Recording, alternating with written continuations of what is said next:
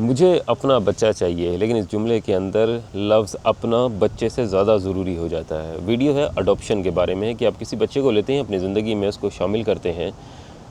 क्या एक डीएनए या खून की बुनियाद पर कोई आपका अपना बन सकता है, आपकी नस्ल को आगे चला सकता है? या जिसके लिए आप रातों जागे होते हैं, जिसके लिए आपने 20 साल उसको बड़ा किया है, उसके ऊपर मेहनत की है, वो एक उसकी पर्सनैलिटी है जो आपकी वजह से है। इसी पे बात करते हैं मज़हब के लिहाज से, साइकोलॉजी और फ़िलासफ़ी के लिहाज से। यहाँ पर मैं अपना कुछ एक्सपीरियंस शेयर करूँगा और एक कैजुअल सी टॉक है जिसके अंदर बहुत सारी इन्फॉर्मेशन जो वेस्टर्न दुनिया जहाँ पे मैं रहता रहा वहाँ से, और एक ईस्टर्न दुनिया जहाँ पे लोग अडॉप्शन करते हैं, लोग अपने रिश्तेदारों के बच्चों को एक्सचेंज करते रहते हैं कि इस चचा का बेटा है, ये मामू का बेटा है, और इसको किसी भी वजह से मेडिकल बुनियाद पर या कभी माशरती प्रेशर में एक्सचेंज कर लिया जाता है। अच्छा, पहले एक वेस्टर्न माइंडसेट देखें। वेस्टर्न माइंडसेट के अंदर जो 40 साल की उम्र है उस तक औरत के ऊपर वहाँ पर भी बहुत प्रेशर होता है कि उसकी एक औलाद, एक फ़ैमिली होनी चाहिए।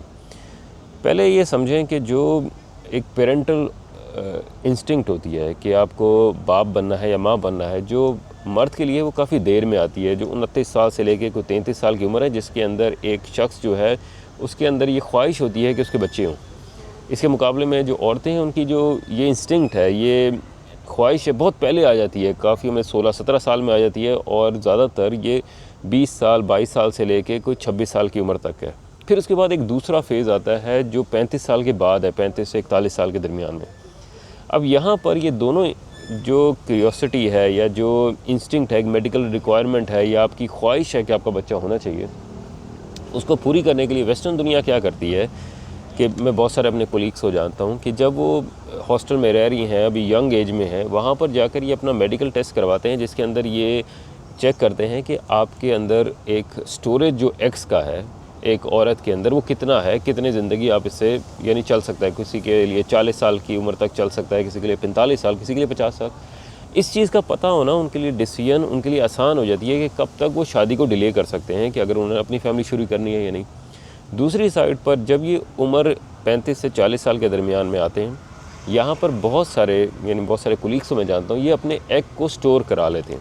अब ये प्रोसेस किस तरह है कि जितना भी ईस्टर्न यूरोप है, चेक रिपब्लिक है, बाकी जगह हैं, वहाँ पर 40 साल की उम्र तक अगर कोई भी आपकी जेनेटिक रिलेटेड डिजीज़ हैं या फर्टिलिटी के इश्यूज़ हैं, वो फ्री ऑफ कॉस्ट कवर होते हैं। यानी आप जाते हैं तो अगर बच्चे के अंदर कोई नुक्स हो सकता है या नहीं, वो डम्ब, डेफ या इस तरह का कोई बच्चा तो नहीं होगा, डाउन सिंड्रोम तो नहीं होगा, उसके बहुत सारे टेस्ट होते हैं। उसके अलावा वहाँ पर अगर कोई फर्टाइल नहीं है या किसी के बच्चा नहीं हो सकता, तो उसके जितने भी प्रोसेस हैं, आईवीएफ है या फिर फर्टिलिटी के जो एग्स और स्पर्म को अलग से करके फिर डालते हैं, वो भी तमाम चीज़ें फ्री ऑफ कॉस्ट होती हैं।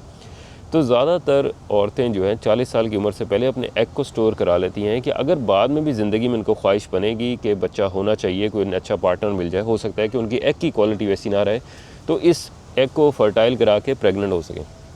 या एक सरोगेसी का प्रोसेस है जिसके अंदर आपका एग और स्पर्म यूज़ करके किसी और औरत से भी बर्थ ली जा सकती है।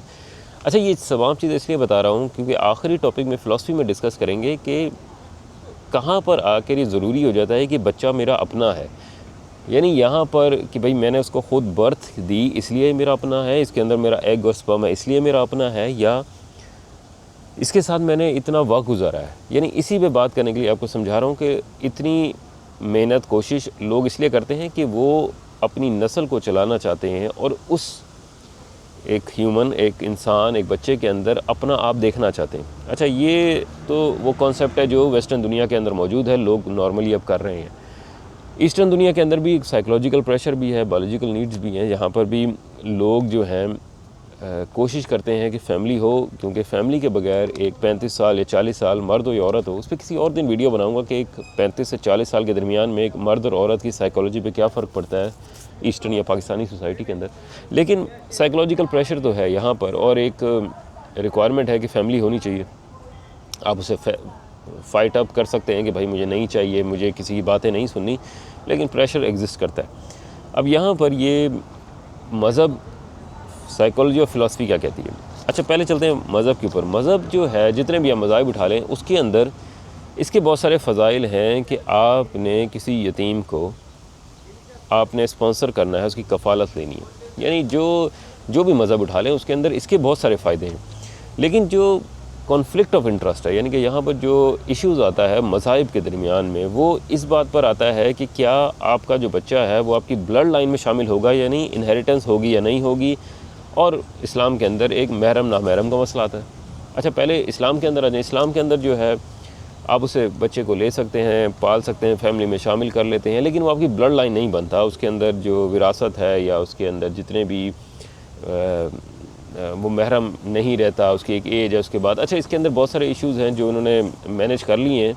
यानी जिस तरह मेरा एक कुलीग है, वो कहता है कि आप लोग जो हैं हमेशा लड़के ही अडॉप्ट करते हैं, यानी इतनी सारी लड़कियां भी हैं, उनको कभी अडॉप्ट नहीं करते आप, जो है ना वो एक मैन डोमिनेंट किस्म की सोसाइटी है। मुस्लिम लोगों के बारे में कह रहा था। मैंने कहा यार देखें, इसके अंदर ना एक कॉम्प्लिकेटेड इशू है रिलीजियस स्कॉलर्स की तरफ से भी, और इस लिहाज से जो हमारी कम्युनिटी है, एक एज के बाद अगर आपने बच्चे को पाला हुआ है, ले लिया है, यानी उसे अडॉप्ट कर लिया है, एक एज के बाद जो है वो अपनी माँ बाप के लिए महरम नहीं रहता, लड़का है या लड़की है, इस तरह बता रहा हूँ। उसके लिए एक अब ख़ास एक तरीका कर लिया है कि उन्होंने मदर को जो है वो इंजेक्शन लगा के, मेडिसिन दे के आर्टिफिशियल फीडिंग कराते हैं। 5 से 6 दफ़ा बच्चे को फीडिंग करा लेते हैं। इस तरह वो जो महरम का मसला है बेटे के साथ ख़त्म हो जाता है, अगर आपने पाल के लिया हो। लेकिन अगर बेटी है तो ये मसला फिर भी बाप के साथ रहता है। उसके अंदर भी कोई आपकी जो बहनें हैं उसको यानी भांजी बना लेते हैं। इस तरह करके किसी हद तक ये इशू सॉल्व कर लेते हैं। लेकिन इसके लिए आपको दूसरी वीडियो देखनी पड़ेगी, जो कि माशरा जो है मज़हब से आगे निकल जाता है। यहाँ पर आप मज़हब ने बहुत सारी चीज़ें आपको बता दी हैं, ये चीज़ें कर सकते हैं, ये नहीं कर सकते, लेकिन आप उसका नाम तब्दील नहीं कर सकते, उसकी शनाख्त उसके माँ बाप के नाम से रहेगी। लेकिन माशरा ऐसा नहीं करता। माशरा जो है उसको अपना नाम देता है, अपनी शनाख्त देता है। यहाँ तक कि बहुत सारे लोग ये भी नहीं बताते कि उसके असल माँ और बाप कौन है। ये मैं बता रहा हूँ कि माशरे का स्टैंडर्ड क्या है, और मज़हब ने उसके अंदर एक क्लियर सा डेफिनेशन दी हुई है कि ये आपकी ब्लड लाइन नहीं बनेगी, इनहेरिटेंस नहीं जाएगी, और इसी तरह जो आपके जो महरम नामहरम का मसला होगा। अच्छा, जितने भी मज़ाहिब हैं इसमें सबसे ज़्यादा जो अडॉप्शन करता है वो क्रिश्चियनिटी वाले करते हैं। उसके अंदर एक बड़ा ओपन माइंडेड किस्म का रूल ये है कि फ़ैमिली जो है उसके लिए ब्लड लाइन का होना ज़रूरी नहीं है। यानी एक कोई भी बच्चा, कोई शख्स जो है आपकी फ़ैमिली का हिस्सा बन सकता है, किसी भी रंग का हो, किसी भी मज़हब का हो, वो आपकी फ़ैमिली बन जाता है, आपका हिस्सा लेता है इनहेरिटेंस में भी, आपकी विरासत में भी, और आपके बहन भाइयों की तरह, आपके बच्चों की तरह वो भी एक नॉर्मल बच्चा होता है इनमें। इसमें जो जूडिज़म वाले हैं, जो यहूदी वाले हैं, उनके अंदर भी यही मसला है कि इस्लाम की तरह कि आप जो है अडॉप्ट कर लें, कफ़ालत कर लें, लेकिन आप उसको अपनी ज्यूश आइडेंटिटी जो होती है वो नहीं दे सकते, क्योंकि वो मदर की तरफ से आती है। और वो कुछ पॉसिबिलिटीज़ अभी ढूंढी भी हैं उन्होंने, लेकिन 90% जो है इसके अंदर कोई पॉसिबिलिटी नहीं है। वो हमेशा एक आउटसाइडर ही रहता है। जो हिंदुज़म है उसके अंदर बहुत सारी तब्दीलियाँ की गई हैं, ख़ासतौर पर 1959 के रूल में, कि अब जो बच्चा है ख़ासतौर पे मजहबी एक्टिविटीज़ में, जिसमें बड़ा बेटा चाहिए होता है किसी भी एक्टिविटी के लिए, उसके लिए अब बहुत सारे रूल्स तब्दील कर दिए गए कि अब उसके अंदर गुंजाइश है कि अब उनको इनहेरिटेंस भी मिलती है, वो उसी तरह होते हैं जिस तरह बाकी बच्चे हैं, और वो एक फ़ैमिली का हिस्सा बन जाते हैं। ये यानी कि बहुत सारी तब्दीलियाँ, और अडॉप्शन के भी अब बहुत सारे रूल्स नए आ गए हैं हिंदुज़म के अंदर भी। अच्छा, अब यहाँ पर ये चारों हमने मज़ाहिब को देख लिया, जो क्रिश्चियनिटी है, इस्लाम है, जूडिज़म है, हिंदुज़म है, और सारे के अंदर उन्होंने बता दिया है कि भाई कफ़ालत का सिस्टम क्या होगा, आपकी रिस्पॉन्सिबिलिटीज़ क्या हैं, उसकी शनाख्त क्या होगी, और उसकी जो ज़िंदगी है उसके अंदर आपका रोल क्या होगा, आपकी रिस्पॉन्सिबिलिटीज़ क्या होंगी। यानी ये फैमिली और केयर के बारे में बात करता है जितने भी मज़ाहिब हैं। जो साइकोलॉजी है वो ये बताती है कि बच्चे का दिल और दिमाग क्या कहता है, उसकी अटैचमेंट कहाँ से है, वो क्या कहता है कि कौन मेरा है या नहीं है। साइकोलॉजी जो है वो ज़्यादा मुश्किल सवाल पूछती है, यानी उसके अंदर कोई 4-5 मेन इश्यूज़ हैं वो डिस्कस करते हैं। यानी बच्चा जो एक छोटा बच्चा है, जो कुछ महीनों का है, कुछ दिनों का है, उसके लिए जो अटैचमेंट है वो मौजूदगी से है। यानी मैं अगर रो रहा हूँ, मैं भूखा हूँ, मुझे कोई चीज़ चाहिए, मैं डर लग रहा है मुझे, तो मेरे उस लम्हे में मेरे पास कौन मौजूद था, उसके लिए डीएनए, खून से ज़्यादा मौजूदगी जो है वो इम्पोर्टेंस रखती है। फिर आपका ख्याल होगा कि अगर सब कुछ ही मौजूदगी थी, मैंने इतना ख्याल रखा, इसके साथ रहा, इसको हर तरह की चीज़ें प्रोवाइड की, तो ऐसा क्या हो गया कि अब 18 साल की उम्र में ये अपनी असल माँ बाप की तलाश में। तो जो दूसरा इशू साइकोलॉजी का है वो आइडेंटिटी का, शनाख्त का है। ये एक ह्यूमन क्यूरियोसिटी है, वो जानना चाहता है कि मेरे माँ बाप कौन थे, मुझे निकाला क्यों गया, मुझे अलग क्यों किया गया, और मैं आया कहाँ से हूँ, मैं जैसा दिखता क्यों नहीं, मेरी ऐसी आँखें, नीली आँखें क्यों नहीं हैं, सुनहरे बाल क्यों नहीं हैं। ये एक ह्यूमन क्यूरियोसिटी है। यहाँ पर हम लोग अमूमन गलत समझने लग जाते हैं कि शायद हमसे वो मोहब्बत नहीं करता, हमने 20 साल इसकी ज़िंदगी में दिए हैं और ये अभी भी यही ढूंढ रहा है कि मेरे माँ बाप कौन है। देखें, ये ह्यूमन क्यूरियोसिटी है, इसके अंदर इंसान को बहुत ज़्यादा एग्रेसिव नहीं होना चाहिए। बाद में बताऊंगा कि लोग इसके लिए इमेच्योरिटी कहाँ पे शो करते हैं। दूसरा जो यानी आइडेंटिटी के बाद यानी उसका ओरिजिन क्या है। तीसरा जो है कि मुझे छोड़ा क्यों गया, यानी ऐसी क्या ख़राबी थी। अब मैं बहुत सारे केस स्टडीज़ पढ़ा तो उसके अंदर एक बच्चे की केस स्टडी थी। वो अपने माँ बाप से मिलने जाता है तो वो देखता है कि बड़े अच्छे घर में रह रहे हैं और अच्छी ज़िंदगी गुजार रहे हैं। तो उससे बड़े जो 2 बच्चे हैं वो उनके पास थे। उसने पूछा कि मुझे आपने क्यों दे दिया। कहता है कि हमारे पास 2 बच्चे थे, हमें लगता था कि हमारी फैमिली बहुत बड़ी हो जाएगी तो हमने आपको अडॉप्शन के लिए दे दिया। और वो उदास उस वक्त होता है जब देखता है कि एक और उनकी बेटी भी है जो उस शख्स से जो अडॉप्ट के लिए दे दिया गया था उससे कोई 5 साल छोटी है।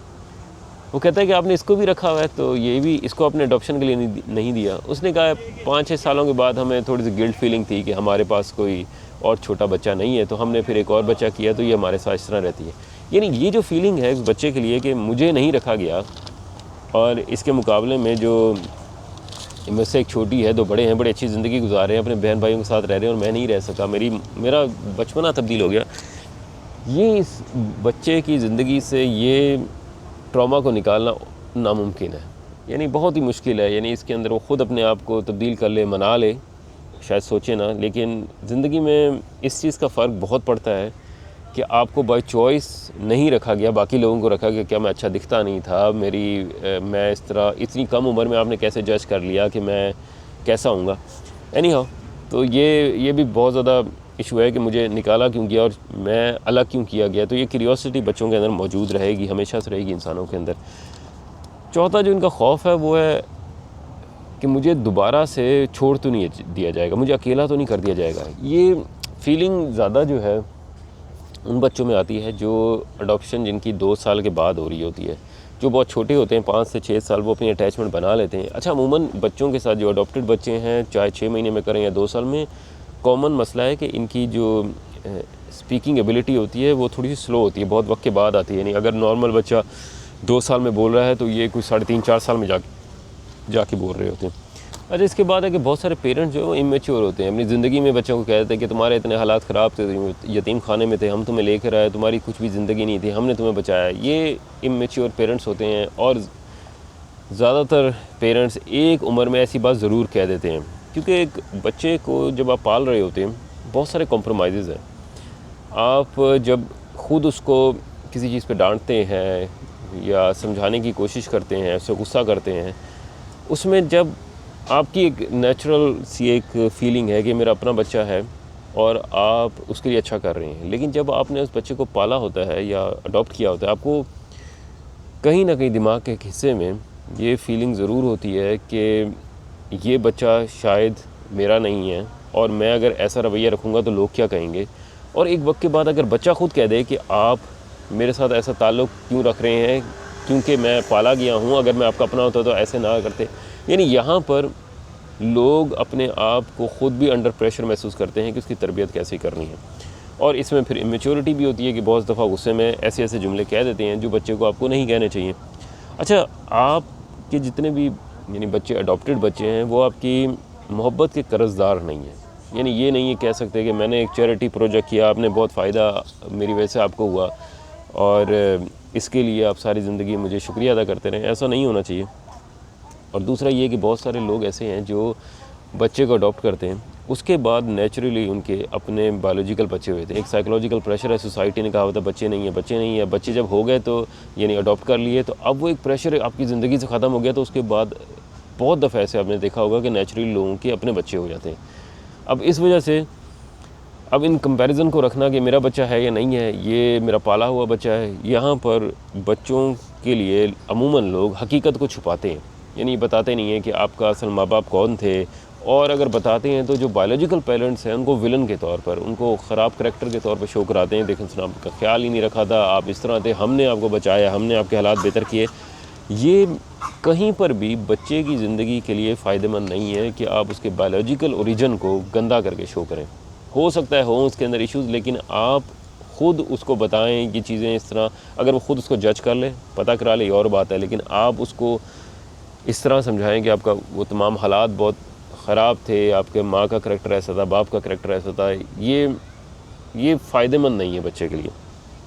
अच्छा, इसी में अब आपने जो है ओरिजिन देख लिया कि लोग क्यूरियोसिटी क्यों रखते हैं बच्चे, अटैचमेंट क्या है उसकी, और इनहेरिटेंस किस तरह होगा, रूल्स किस तरह हैं, रिस्पॉन्सिबिलिटीज़ क्या हैं। लेकिन फ़िलासफ़ी जो है वो बहुत मुश्किल सवाल पूछती है कि अपना है कौन। यानी जब आप कहते हैं कि अपना, तो वो इस बुनियाद पर कहते हैं कि खून है या आपका डीएनए है जो चल रहा है, या बहुत सारी यादें हैं, बहुत सारी कुर्बानियाँ हैं, बहुत सारा वक्त है। यानी क्या चीज़ बताती है कि ये मेरा अपना है। यानी फ़िलासफ़ी के अंदर जो नफ्सियात है वो मलकियत की नफ्सियात है कि ओनरशिप, यानी मैं इसको ओन करता हूँ नहीं। अच्छा, इसमें एक बड़ा डीप शायद फ़िलासफ़ी ये हो कि इंसान हमेशा से एक लड़ाई लड़ता रहा है कि वो कभी मरेगा नहीं, यानी जो मोर्टेलिटी है। यानी यहाँ पर जो लड़ाई है कि मैं अगर नहीं भी हूँगा तो मेरी नस्ल से मुझे कोई एग्जिस्टेंस दिए रखेगा, यानी मेरा खून इस दुनिया में रहेगा। और ये जो सिंबॉलिक रेजिस्टेंस है ये मोर्टेलिटी के ख़िलाफ़ है। यानी फ़िलासफ़ी के अंदर ना एक बहुत बड़ा चैप्टर है इस बारे में कि इंसान बच्चों को अडॉप्ट करते हुए झिझकिचाता है इस वजह से कि उसे लगता है कि जो उसका अपना बच्चा है वो उसका खून है, उसकी नस्ल है, उसका डीएनए है जो उसको आगे चलाएगा। लेकिन अगर आप एक मिसाल लें कि एक घर है, उसके अंदर एक बच्चा है जो आपने अडॉप्ट किया है और 3 बच्चे वो हैं जो आपके अपने बायोलॉजिकल हैं। अब यहाँ पर जो बायोलॉजिकल बच्चे हैं उसको ना वक्त देते हैं, ना उनको कुछ सिखाते हैं, ना उन्हें कुछ पता है, ना वो कुछ सीख सकें। इसके मुकाबले में जो अडॉप्टेड बच्चा है उसको आपने वक्त भी दिया है, उसको दुनिया के बारे में बताया है, हिम्मत भी है, उसका एक करैक्टर है। यानी अब जो 20 साल के बाद आप दुनिया में कहते हैं ये मेरा अपना है, ये इस बुनियाद पर कहते हैं कि उसके अंदर मेरा खून है, या वो जो किरदार है, जो उसकी पर्सनैलिटी है, जो आपको रिप्रेजेंट कर रही है, ये बताता है कि आप इस दुनिया में एग्जिस्ट कर रहे हैं। यानी उन 3 बायोलॉजिकल का आपकी एग्जिस्टेंस पे क्या फ़र्क पड़ेगा इसके मुकाबले में एक जो अडॉप्टेड है जिसके लिए आपने शायद बहुत मेहनत की और वो आपके पर्सनैलिटी को अच्छा रिप्रेजेंट कर रहा है, तो कौन सा आपके लिए ज़्यादा बेहतर होगा फ़िलासफ़िकल पॉइंट में। अच्छा, यानी जो लड़ाई है वो इस बात पे है कि जेनेटिक इनहेरिटेंस आपकी जा रही है आगे या मॉरल इनहेरिटेंस जा रही है, यानी कि किसके साथ आपका करैक्टर गया, किसके साथ आपका ब्लड लाइन गया। अच्छा, अब यहाँ पर जो ओनरशिप है उसमें हम ज़्यादातर कोशिश करते हैं कि हम अपनी एक्सटेंशन पैदा करें, यानी जो चीज़ें मैंने सीख ली हैं, जो कर ली हैं, अब इसी को मैं चाहूँगा कि मैं बच्चे को भी वैसा बना लूँ। यानी यहाँ पर मैं बच्चे से मोहब्बत इसलिए कर रहा हूँ कि क्योंकि ये मेरा अक्स दिखाता है, या इसलिए कि वो उस बुढ़ापे में मेरी मदद करेगा, या फिर माशरे ने मेरे पे तालियाँ बजानी हैं, या फिर मैं शायद एक दुनिया के अंदर एक चैरिटी प्रोजेक्ट के तौर पर मैं समझता हूँ कि मुझे इससे इज़्ज़त मिलेगी दुनिया में, शायद अगली दुनिया में, और इसीलिए मैं ये बताना चाहता हूँ कि मैंने ये अच्छा काम किया। यानी यहाँ पे सवाल ये बनता है कि मैं तुमसे मोहब्बत करता हूँ क्योंकि तुम मेरे हो, या मैं तुमसे मोहब्बत करता हूँ इसलिए तुम्हें मुझ जैसा बनने की ज़रूरत नहीं है। यानी ये बहुत डिफरेंट सी ओपिनियन है कि कहाँ पर आप आगे कहते हैं कि जो बच्चा है ये जो चाहे बन जाए, मैं इसको एक सेफ़ एनवायरनमेंट दूंगा, सेफ़ एरिया दूंगा जिसमें ग्रो कर सके। दूसरी साइड पे आप कहते हैं नहीं, ये मेरी ओनरशिप है, ये वही करेगा, वही बनेगा, वहीं पर शादी करेगा, वहीं पर पढ़ाई करेगा जहाँ मैं चाहूँगा, क्योंकि ये मेरा माल है, ये मेरी ओनरशिप है। अच्छा, एक थॉट एक्सपेरिमेंट है कि अच्छा ऐसा हो भी चुका है बहुत दफ़ा कि एक हॉस्पिटल में 2 बच्चे होते हैं, उनको माँ बाप घर ले जाते हैं, 20-25 साल के बाद पता चलता है कि बच्चे एक्सचेंज हो गए थे। अच्छा, ऐसा रियल टाइम में भी हुआ है। अब यहाँ पर एक बच्चा है जिसके साथ आपकी 20 और 25 साल की अटैचमेंट है, दूसरा वो बच्चा है जिससे आपकी ब्लड लाइन है, आपका खून है। यहाँ पर अब वक्त आता है कि आपसे पूछा जाता है कि अब बच्चे आप एक्सचेंज करना चाहते हैं, 15-20 साल का हो सकता है, या फिर आप जिस तरह है इसी तरह चलने देंगे। यानी ये 15 साल, 14 साल, 13 साल आपकी रातें, आपका वक्त, इस वजह से वो बच्चा आपका अपना बना, या जो उसका खून है वो आपकी अटैचमेंट इतनी कर देता है कि आप समझते हैं कि इन तमाम वक्त, रातें जागना, बच्चे के लिए उसके स्कूल लेके जाना, उसे हॉस्पिटल लेके जाना, यानी इनका आपस में मुकाबला क्या होता है, किस तरह आप जज करेंगे कि आपके लिए, यानी थॉट एक्सपेरिमेंट है, आपके लिए चॉइस क्या होगी। वो बच्चा जो आपका खूनी तौर पे आपका है, 12-13 साल का हो सकता है, या फिर जिसके साथ आपने 12-13 साल ज़िंदगी गुजारी है। तो आखिर में सवाल ये नहीं है कि बच्चा आपके खून से है या नहीं है, आपका डीएनए इसमें है या नहीं, आपकी मोहब्बत, वो लम्हात कभी कभी डीएनए से बहुत आगे निकल जाते हैं। और यहाँ पर रिश्ता खून से शुरू तो हो सकता है, लेकिन अपनेपन के लिए वक्त गुजारना बहुत ज़रूरी है। अपनी ओपिनियन दीजिएगा कि आपकी अडॉप्शन के बारे में क्या राय है, और यहाँ पर सोसाइटी के अंदर अडॉप्शन के नुकसानात क्या हैं। अच्छा, एक बहुत बड़ा इशू ये है कि हमने बहुत सारी फ़िल्में ऐसी देखी हैं। मैं याद है कि हम छोटे थे तो इंडियन फिल्में थी, उसके अंदर जो है एक फैमिली 2-3 फिल्में मेरे ख्याल में याद होंगी कि बच्चों को अडॉप्ट कर लेती हैं और उसके बाद कहीं चोरी हो जाती है तो उस बच्चे पर इल्ज़ाम लगा लेते हैं। तो घर में जो बाप है वो कहता है कि तुम्हारा खून ही गंदा है, तो हमेशा चोरी करोगे, जबकि उसने नहीं की होती। लेकिन ये चीज़ हमारे जहन में डाल दी गई है कि कोई चीज़ ऐसी है जो खून में शामिल है, जो इंसान जितनी मर्ज़ी तरबियत कर लें उसकी ज़िंदगी में फ़र्क नहीं पड़ेगा। उसके बाद एक ओवरऑल सोसाइटी का कॉन्सेप्ट इस तरह बन जाता है कि हम जो मर्ज़ी कर लें, ये इश्यूज़ जो हैं ये ब्लड रिलेटेड इश्यूज़ तब्दील नहीं होंगे। जनरेशन्स का कोई ट्रॉमास है जो इनके साथ चलेगा। अपनी ओपिनियन दीजिएगा। मिलते हैं अगली वीडियो में। बहुत शुक्रिया।